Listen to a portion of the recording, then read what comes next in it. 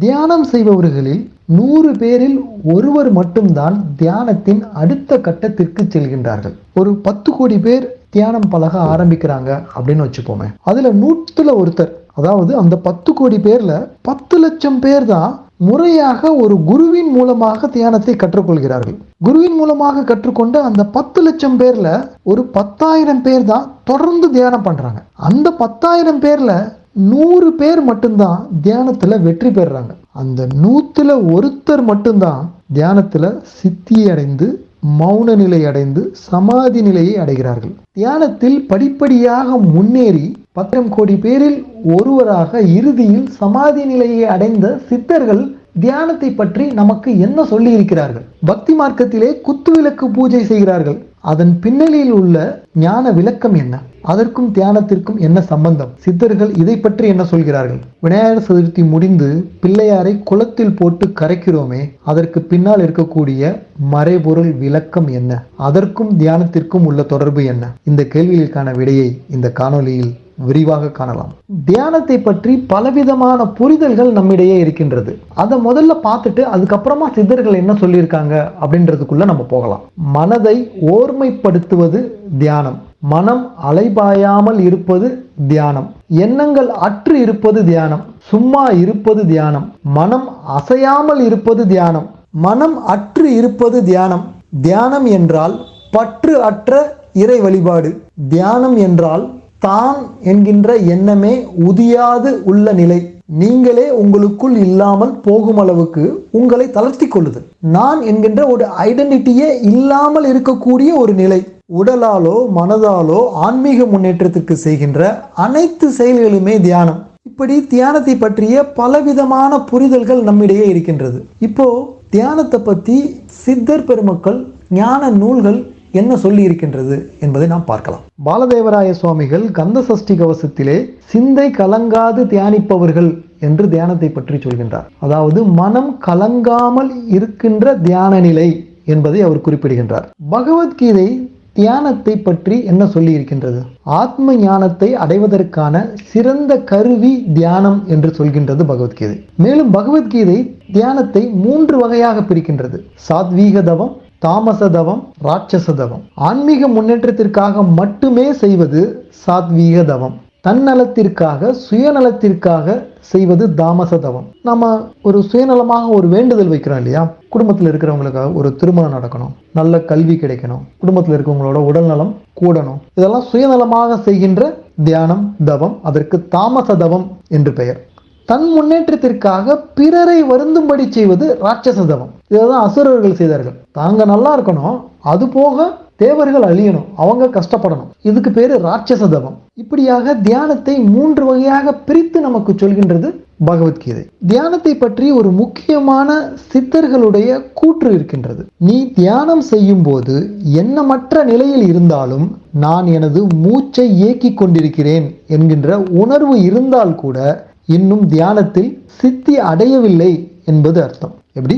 தியானம் செய்யும் போது எண்ணம் சிறிதளவு கூட இல்லாத நிலையில் இருந்தா கூட நான் இருக்கிறேன், நான் எனது மூச்சை இயக்கி கொண்டிருக்கிறேன் அப்படின்ற ஒரு சிறு உணர்வு இருந்தா கூட நாம இன்னும் தியானத்துல சித்தி அடையல அப்படின்றது அர்த்தம். இது சித்தர்களுடைய கூற்று. சித்தர்கள் தியானத்தை எதற்கெல்லாம் தீர்வாக சொன்னார்கள் தெரியுமா? தாயுமானவர் ஒரு பாடலிலே சொல்கின்றார். அவர் சொல்கின்ற கோணமே புதிதானது, அவருடைய கண்ணோட்டமே வியக்கத்தக்கது.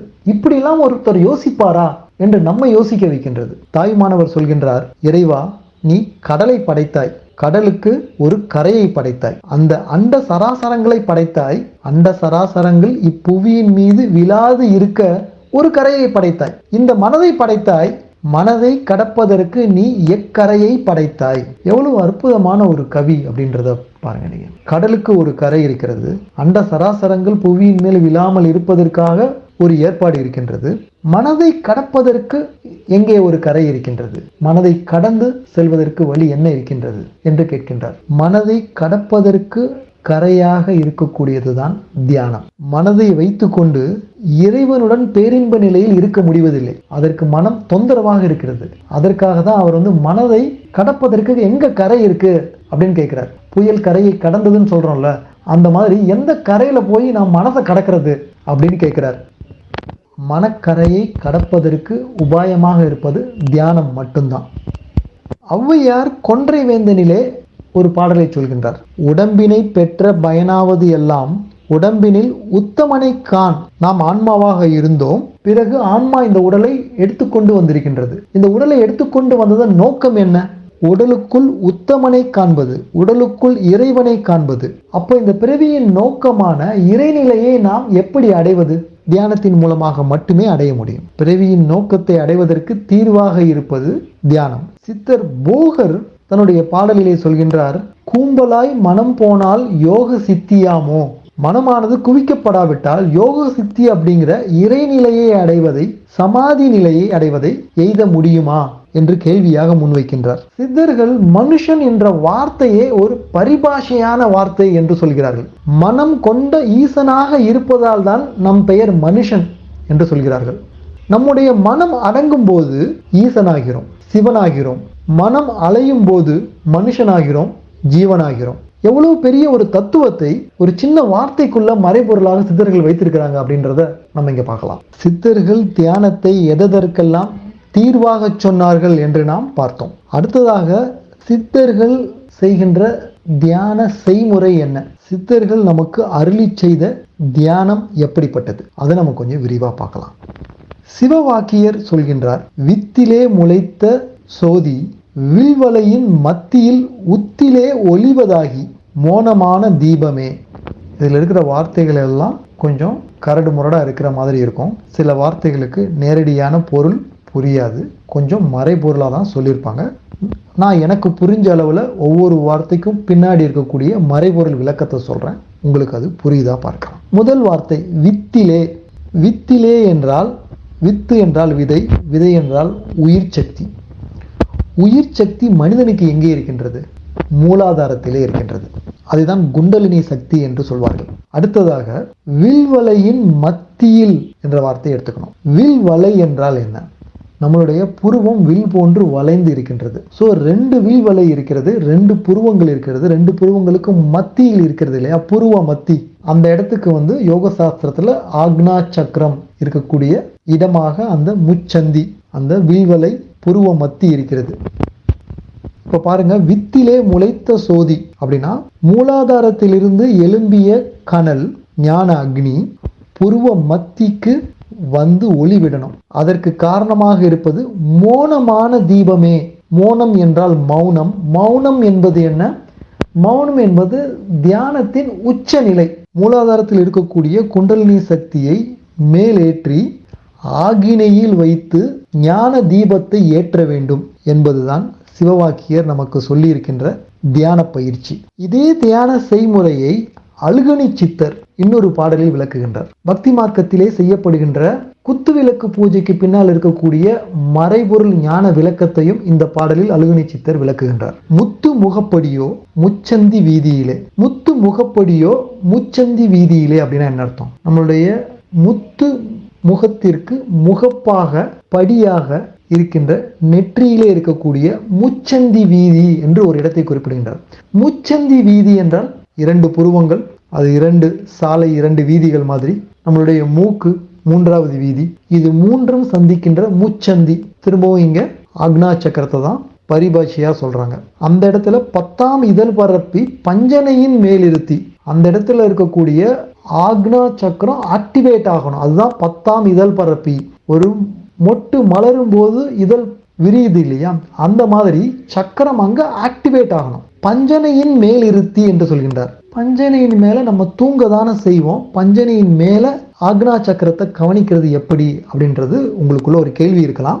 இதற்கு இன்னொரு சுத்தர் பாடல்ல விளக்கம் இருக்கு. தூங்காமல் தூங்குவது என்று ஒரு விளக்கம் இருக்கிறது. நான் அதை அடுத்து சொல்றேன். இப்போ அடுத்த வரி, அத்தை அடக்கி நிலை ஆறுமில்லா வேலையிலே. 5 புலன்களையும் அடக்கி மனம் என்கின்ற நிலை இல்லாத வேலையிலே. இப்போ 5 புலன்களையும் அடக்கணும், மனதையும் அடக்கணும். இப்போ நீங்க இப்படி யோசித்து பாருங்களேன். ஒரு டேங்க் இருக்கு, மோட்டர் போட்டிருக்கோம் தண்ணி ஏற்றுறதுக்காக. ஆனா கீழே எல்லா டேப்பும் திறந்துருந்தா என்ன ஆகும்? தண்ணி மேலே ஏறுமா?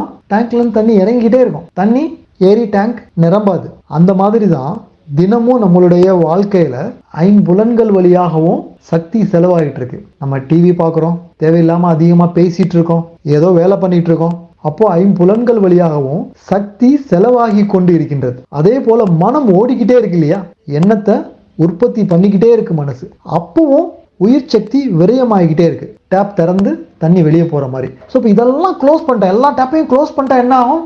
டேங்கை நிறைக்கிறது ஈஸி. அந்த மாதிரி நம்மளுடைய சக்தி அனைத்தும் கீழே இறங்காமல் எல்லாத்தையும் உள்ள அடக்கிடும். அப்போ என்ன ஆகும்? குண்டலினி இருக்கக்கூடிய ஞான அக்னி மேலே ஏற ஆரம்பிக்கும். இததான் குத்து விளக்கு ஏற்றி என்று சொல்கிறார். குத்து விளக்கு பாத்தீங்கன்னா நம்மளுடைய முதுகுத்தண்டு மாதிரியான ஒரு சுழல் அடிப்படையில இருக்கும். அதே மாதிரிதான் நம்மளுடைய முதுகுத்தண்டு இருக்கும், வளைஞ்சு வளைஞ்சு. குத்து விளக்கோட ராட் என்ன மாதிரி ஒரு அமைப்புல இருக்கோ அதே அமைப்புல தான் நம்மளுடைய முதுகுத்தண்டு இருக்கின்றது. குண்டலினி சக்தியை குத்து விளக்கு போல இருக்கக்கூடிய நம்மளுடைய முதுகின் மேல் ஏற்றி ஆகினைக்கு கொண்டு வரணும். குத்து விளக்கு ஏற்றி என் கண்ணம்மா கோலமிட்டு பாரேனோ.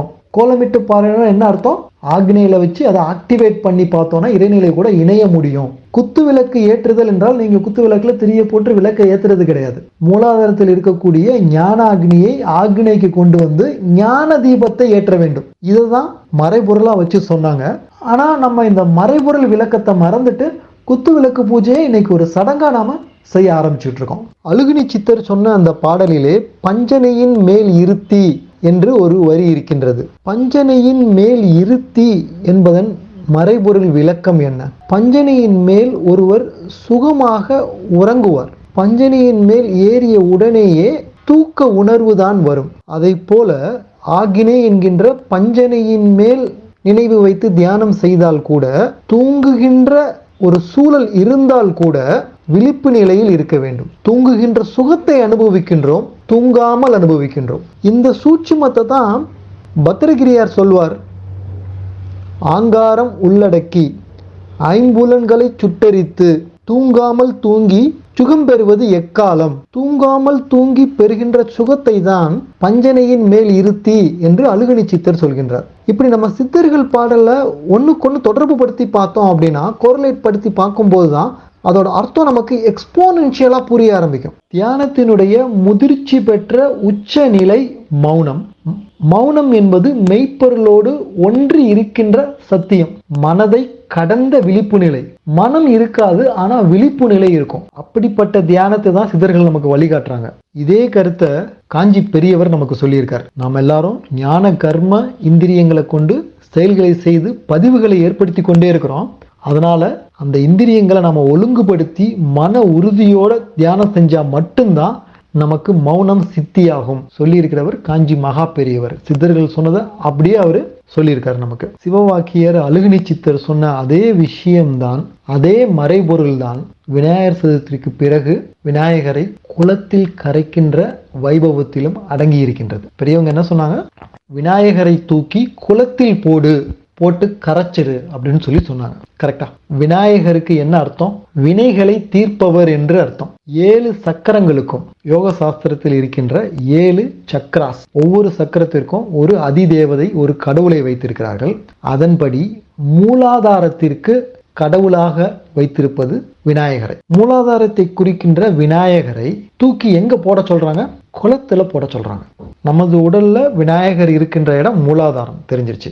அதை தூக்கி குளத்துல போட சொல்றாங்க. குளம் எது? நம்ம உடல்ல குளம் என்பது எது? குளம் என்பது ஆக்னை. ஆக்னை என்பது ஞான கங்கை. அங்கதான் நமக்கு ஞான பிரவாகம் ஊற்றாக வெளிவருகிறது. அதுதான் குளம். மூலாதாரத்தில் இருக்கக்கூடிய குண்டலினி சக்தியை தகுந்த தியான பயிற்சியின் மூலமாக மேலெழுப்பி ஆகினையில் வைத்து தியானம் செய்ய சொன்னார்கள். இததான் மூலாதாரத்தில் இருக்கின்ற விநாயகரை தூக்கி ஆகினை என்கின்ற குளத்தில் போடு என்று சொன்னார்கள். குளத்தில் போட்டு கரைக்க சொன்னார்கள். எதை கரைக்க சொன்னார்கள்? நாம் குண்டலினி சக்தியை ஆகினையில் வைத்து தவம் ஏற்றும் போது நம்முடைய வினைகள் கரைகின்றன. நம்மளுடைய பாவப்பதிவுகள், கர்ம வினைகள் கரைகின்றன. இதைத்தான் சித்தர்கள் மறைபொருளாக சொன்னார்கள். நாம் இதை வெறும் சடங்குகளோடு நிறுத்திக் கொள்கின்றோம். சடங்குகளுக்கு மேலாக சென்று மறைபொருள் விளக்கத்தின்படி நடந்து கர்ம வினைகளை கரைத்துக் கொள்ளலாம் இல்லையா? என்ன விஷயத்தை முன்வைக்கிறாங்க? தியானத்தின் மூலமாக குண்டலினி சக்தியாகிய ஞான அக்னியை எழும்ப செய்வது. குண்டலினி என்ற வார்த்தைக்கு என்ன அர்த்தம்? குண்டம் என்றால் நெருப்பு, அலினி என்றால் ஆணும் பெண்ணும் அற்ற தன்மை. சமஸ்கிருதத்துல தியானத்தை தபஸ் அப்படின்னு சொல்லுவாங்க. தபா என்றால் உஷ்ணம், தபஸ் என்றால் உஷ்ணப்படுத்தி கொள்ளுதல். ஞானாக்னி ஆகிய குண்டலினி சக்தியை மேலெழும்பச் செய்தல் என்பது அதனுடைய பொருள். தமிழ்ல தவம் அப்படின்னு தியானத்தை சொல்றோம். தவம் என்ற வார்த்தை தவித்தல் என்ற வார்த்தையிலிருந்து வந்தது. மனிதனாக நாம் பிறந்ததிலிருந்து நமக்குள் ஒரு தவிப்பு இருக்கின்றது, ஒரு தேடல் இருக்கின்றது. அந்த தேடல் அடங்குகின்றதா? ஒரு தேடலுக்கான விடை கிடைக்கிறது, ஒரு தேடலுக்கு நாம் தேடிய பொருள் கிடைத்து விடுகின்றது என்றால் அதிலிருந்து இன்னொரு தேடல் ஆரம்பமாகின்றது. இப்படி தேடல் நீண்டு கொண்டே இருக்கின்றது வாழ்நாள் முழுவதும். ஆனால் தியானத்தின் மூலமாக நாம் கிட்டுகின்ற சமாதி நிலையானது முடிவான தேடலாக இருக்கின்றது.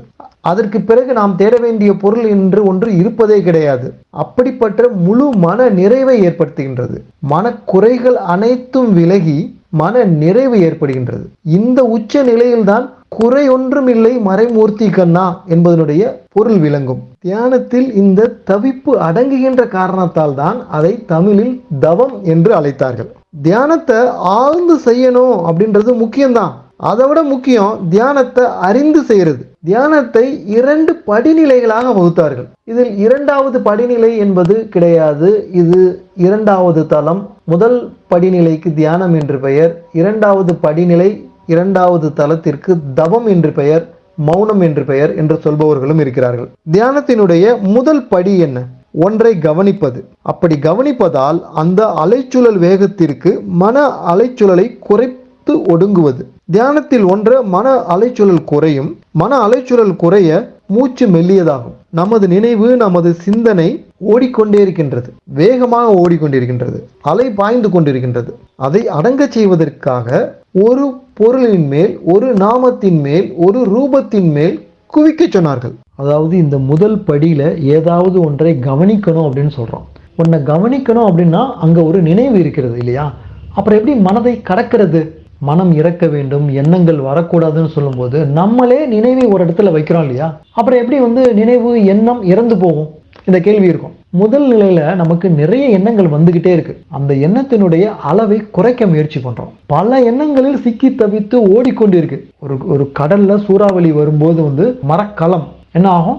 அது இஷ்டத்துக்கு ஓடிக்கிட்டு இருக்கும், எந்த பக்கம் போகுதுன்னு தெரியாது. அந்த மாதிரி இருக்கின்ற ஒரு மனதை ஒரு இடத்துல குவிய வைக்கிறதுக்காக தான் ஆரம்ப பயிற்சியா ஒரு மந்திரம், ஒரு நாமத்தின் மேல் அல்லது ஒரு ரூபத்தின் மேல் நினைத்து தியானிப்பது. ராமராம என்ற ஒரு மந்திரமாக இருக்கலாம், ஓம் என்று மந்திரமாக இருக்கலாம், அல்லது சிவலிங்கம், சிலுவை இதை போன்ற ஒரு ரூபமாக இருக்கலாம், உங்களுடைய இஷ்ட தெய்வத்தினுடைய ரூபமாக இருக்கலாம். அதை நினைச்சு தியானம் பண்றது. இது எப்படின்னா, வீட்டோட வெளிச்சோர்ல நிறைய விளம்பர அறிவிப்புகளை கொண்டு வரிசையா ஒட்டிக்கிட்டே இருக்காங்க. நமக்கு அது பிடிக்கல, வீடு பாலா போகுது. ஸோ அப்போ அந்த சுவர் தூய்மையா இருக்கணும் அப்படின்னா வேற யாரும் விளம்பர அறிவிப்புகளை ஒட்டக்கூடாது அப்படின்னு நினைச்சா என்ன பண்ணலாம்?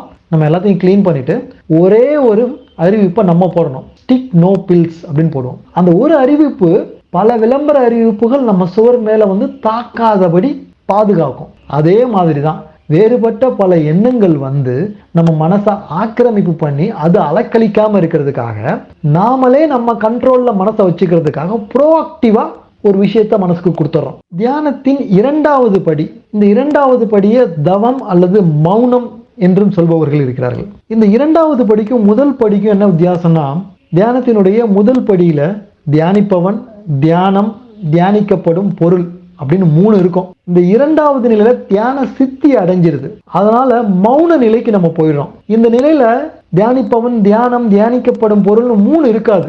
3ம் ஒன்றான ஏக நிலையில் நாம் இருப்போம். உண்மையான தியானம் எப்படி இருக்க வேண்டும், சித்தர்கள் காட்டிய தியான செய்முறை எப்படி, சித்தர்கள் அருளிய தியானத்தின் 2 படிநிலைகள் என்ன, இதெல்லாம் நம்ம பார்த்துட்டோம். இந்த தியானத்தில் நாம் திளைக்கும் போது நமக்கு என்ன கிடைக்கும், தியானத்தின் மூலமாக நாம் எதை அடையலாம், அதையும் சித்தர்களே சொல்லியிருக்காங்க. பட்டினத்தார் ஒரு பாடல்ல சொல்றார், மனையாளும் மக்களும் வாழ்வும் தன் வாயில் மட்டே, இனமான சுற்றம் மயானம் மட்டே, வலிக்கு ஏது துணை. தன்னுடைய வாழ்க்கை துணையும் மற்ற உறவுக்காரங்க எல்லாரும் வாசல் வரைக்கும் தான் வருவாங்க. அதுக்கப்புறம் சுற்றம் மயானம் வரைக்கும் வரும். அதுக்கப்புறம் நம்ம போகிற வழிக்கு துணை எது அப்படின்னு ஒரு கேள்வியை முன்வைக்கிறார் பட்டினத்தார். இந்த 2 வரியை எடுத்துக்கொண்டுதான் கண்ணதாசன் சொல்லியிருப்பார், வீடு வரை உறவு, வீதி வரை மனைவி, காடு வரை பிள்ளை, கடைசி வரை யாரோ என்று அவர் கேட்டிருப்பார். அவர் அந்த கேள்வியோடு முடித்திருப்பார். ஆனா பட்டினத்தார் சித்தர் இல்லையா, அவர் முடிக்கல. அவர் கேள்வியை கேட்டுட்டு பதிலும் சொல்றார். பட்டினத்தார் சொல்ற பதில் என்ன? தினையாம் அளவு எல் அளவாகிலும் முன்பு செய்த தவம் தன்னை ஆள என்றும் பரலோகம் சித்திக்கும் சத்தியமே. அதாவது கொஞ்சமாவது இந்த உடல்ல உயிரோட நாம் இருக்கும்போது தவம் செய்திருந்தோமே ஆனால் நமக்கு பரலோகம் சித்திக்கும். எப்படின்னா, நாம இந்த உடல்ல இருக்கும்போது ஆரம்பத்திலேயே ஔவையார் சொல்லியிருந்தார் இல்லையா, உடம்பிலே உத்தமனை கான் அப்படின்ற சொல்லியிருந்தார். அதான் பிறவியின் நோக்கம் அப்படின்னு சொல்லியிருந்தார். அந்த வகையில நம்ம தியானம் பண்ணி இறைநிலையோட நாம கலந்து இருக்கின்ற அந்த ஏக நிலையில இருந்திருந்தோம் அப்படின்னா அழிவு உடலுக்கு மட்டும்தான், ஆன்மாவுக்கு அழிவு கிடையாது. அதை நம்ம உணர்ந்துட்டோம். அப்போ இந்த உடல் போன பிறகு ஆன்மா இறைவனுடன் பரம்பொருளுடன் கலந்து விடுகின்றது, பரலோகத்தில் இருக்கின்றது. இதுதான் அவர் சொல்றார், பரலோகம் சித்திக்கும், இது சத்தியம் என்று சொல்கின்றார் பட்டினத்தார். ஔவையார் இன்னொரு இடத்திலே சொல்கின்றார், மோனம் என்பது ஞான வரம்பு. தியானத்தின் உச்சமாகிய மோனம் ஞான வரம்பு என்று சொல்கின்றார். இறுதியாக தியானம் செய்பவர்களுக்கு கிடைக்கக்கூடிய பலனை பற்றி சங்கிலி சித்தர் என்ன சொல்கின்றார் என்பதை பார்க்கலாம். நற்தவம் செய்யாது இருக்கில் நமனுக்கு நாம் சொந்தம் காண்பாய் ஆனந்த பெண்ணே. நல்லபடியாக நாம் தவம் செய்யாமல் இருந்தோமேயானால் நமனுக்கு நாம் சொந்தம் என்கின்றார். நமன் என்றால் யமன். நம்ம தவம் செஞ்சிட்டோம்னா யமன் நமக்கு சொந்தம் இல்லை. என்ன அர்த்தம்? நாம தவம் பண்ண நான் உடல் அல்ல, மனம் அல்ல, ஆன்மா என்பது புரிந்துவிடும். ஆன்மாவிற்கு அழிவில்லை. ஆன்மாவிற்கு அழிவில்லாத காரணத்தினால் நமக்கு மரணமில்லா பெருவாழ்வு ஏற்படும். இந்த உடலையோ மனதையோ கொண்டு போகின்ற நமனுக்கும் நமக்கும் சொந்தம் இல்லை. ஏன்னா உடலே நமக்கு சொந்தமானது இல்லை. நமக்கு சொந்தமானது ஆன்மா இல்லையா?